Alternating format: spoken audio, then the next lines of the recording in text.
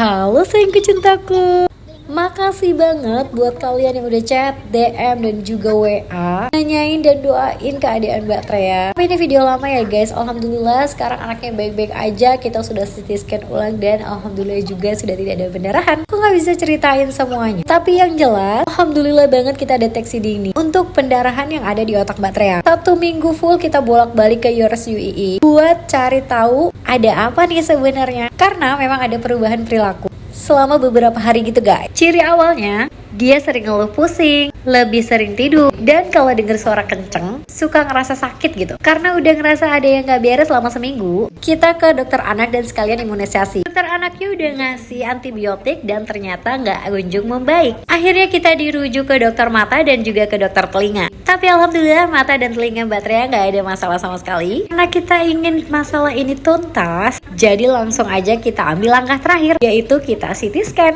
Dan alhamdulillah banget langsung terdeteksi. Hasil CT scan-nya menyatakan kalau di dalam otak Mbak Trea itu ada pendarahan, sehingga oksigennya nggak mengalir dengan baik yang menyebabkan dia pusing. Tanpa pikir panjang, dokter anak langsung menyarankan Mbak Trea untuk dirawat inap. Akhirnya kita memilih rawat inap di RSUII. Karena di RSUII dan di Jogja ini dokter beda syaraf nggak terlalu banyak, terus kita dirujuk ke Rumah Sakit Hermina. Nah, di Rumah Sakit Hermina ini langsung dijadwalkan untuk operasi. Alhamdulillah banget operasi besar ini berjalan dengan lancar dan sukses. Pemulihan Mbak Trea juga cepet banget. Aku bersyukur banget karena masih dikasih kesempatan sama Allah buat jaga dan rawat Mbak Trea. Banget pas lihat kondisi dia kayak gini. Alhamdulillah selalu banyak orang baik yang di sekeliling kita mendoakan dan juga ngasih support. Pokoknya Indah tuh gak ada apa-apanya tanpa kalian. Doa jauh dari kalian adalah hal yang terbaik buat kita. Yang bikin Indah mewek terseduh-seduh karena dilala saat operasi ini ada bertepatan dengan hari dia ulang tahun, yang bikin Indah jadi mewek bombay. Dan karena abang juga masih kecil, jadi akhirnya kita nginep di penginapan dekat Hermina. Indah juga sempetin ikut acara abang, karena abang juga salah satu korban yang bener-bener ngalamin kehektikan dan kesedihan ini selama seminggu bolak-balik rumah sakit. Trea luar biasa banget karena dia di ruang ICU adalah pasien termuda dan terkecil, bisa ngelewatin masa kritis dengan cepat. Pokoknya sebisa mungkin aku buat dia happy dan juga enjoy, karena biar bagaimanapun pasti akan banyak trauma yang dia lalui. Sakitnya di bedah, sakitnya masuk obat, sakitnya proses pemulihan, dan tentu aja sakitnya kehilangan rambut. Sejak dari lahir dia itu emang bener-bener anak yang dikasih Allah dengan tingkat sabar dan pengertian yang luar biasa terhadap orang tuanya. Jadi di sini Indah tuh lebih banyak dikuatin sama dia, dan Masya Allah sekali semangatnya luar biasa. Dan aku berharap ini adalah yang pertama dan yang terakhir